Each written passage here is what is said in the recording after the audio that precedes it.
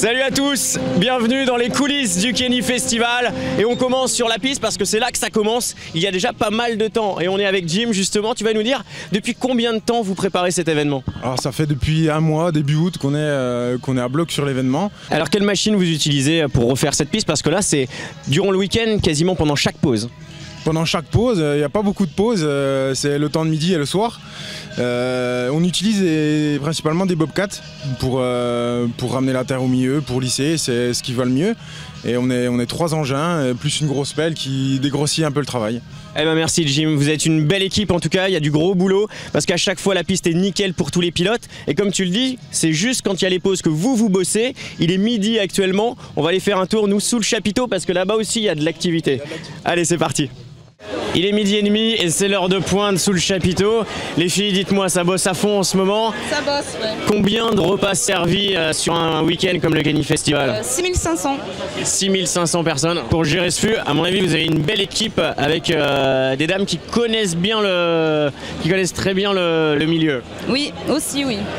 Dans les coulisses, on va jusqu'au bout et je suis venu faire quand même une petite bise à Madame Fouché pour vous féliciter. C'était les coulisses du... Bah oui, je suis le fils de Bernard. Voilà. Parce que tu disais, encore on va venir, on va pas le connaître. Eh oui, eh ben, je voulais vous féliciter. Vous travaillez bien. Merci beaucoup. Et bon courage à vous là, parce que c'est l'heure de pointe. Hein. Moi j'ai pas droit à la bise. Mais oui, vous avez le droit à la bise. Parce que on bosse, hein. C'est la bonne ambiance au Kenny Festival. Allez, on continue nos coulisses.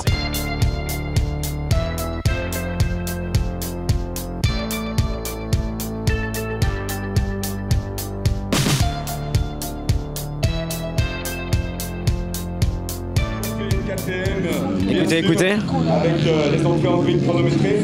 On va vous montrer qui est la voix officielle du paddock. La catégorie. Regardez, F. c'est Alan. Oui, salut Max. Alan. Bon, bonjour. Voix officielle de ce paddock depuis des années maintenant. 19 ans, le deuxième édition aujourd'hui, oui.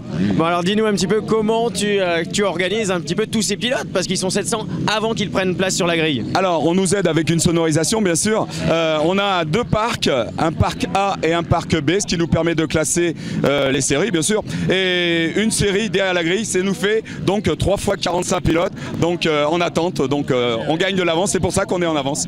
Eh ben bravo. Allez, c'est quoi la prochaine? C'est la série KTM, donc ça va être les gros bras pour la deuxième manche. Allez, attention, là il y a du gros bras là. Attention là, ça rigole pas. On continue dans les coulisses. Regardez, ça se passe ici. Et là, attention, c'est interdit au public. Mais nous on va y aller. Allez, la suite, c'est par ici.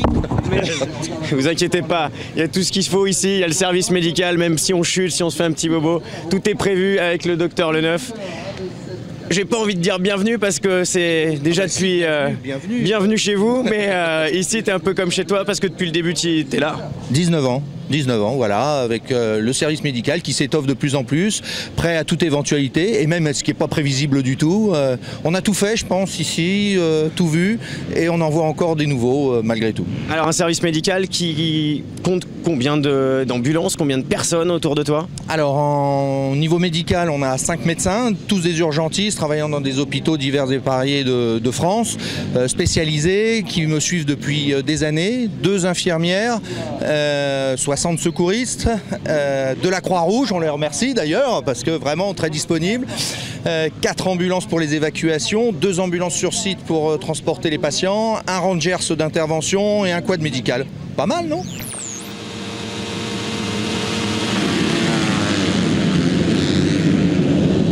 Et vous vous demandez certainement qui se cache dans cette boîte? C'est Didier. Didier, on t'a trouvé, on sait qui t'es maintenant, c'est bon. Du gros travail depuis des années. Combien de départs tu donnes comme ça tout le week-end? 70 départs dans le week-end depuis le début du Kenny et du disparu Ami de Sautebo. Eh ben dis donc, là il y a du boulot et puis il y a une personne qui s'engage vraiment dans la discipline moto. On continue parce que les coulisses nous réservent toujours beaucoup de surprises.